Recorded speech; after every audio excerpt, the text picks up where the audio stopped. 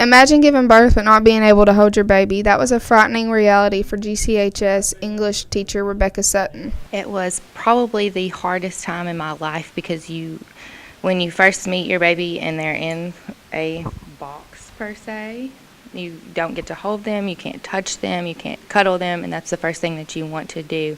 And we couldn't see her for the first 6 hours of her life because they were making sure she was going to make it and be alive.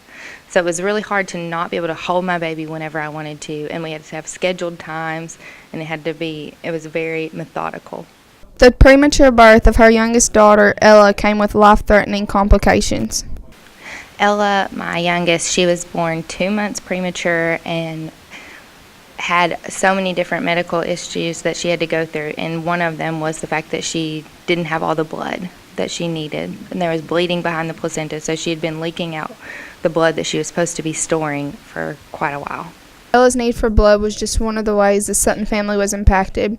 Emma is my 6-year-old daughter, and at the time she was so excited to have a new sibling in the house and was ready to meet her, and the most time that she could get a day was 15 minutes, and during those 15 minutes she had to be fully dressed in a gown and a mask, and she wasn't allowed to hold her because the stress of being held was too much for her baby sister. If you haven't decided whether or not to sign up for next week's blood drive, Miss Sutton shares this message. Well, when my family realized that we were having a premature baby, everyone was like, "Oh, we'll donate blood.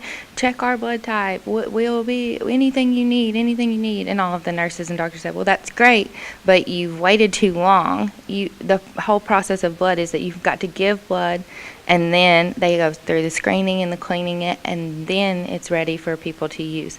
So when an emergency happens, that's not the time to give blood. The time to give blood is in advance. So the best advice I can give you is to donate now and realize that your blood is going to save someone's life.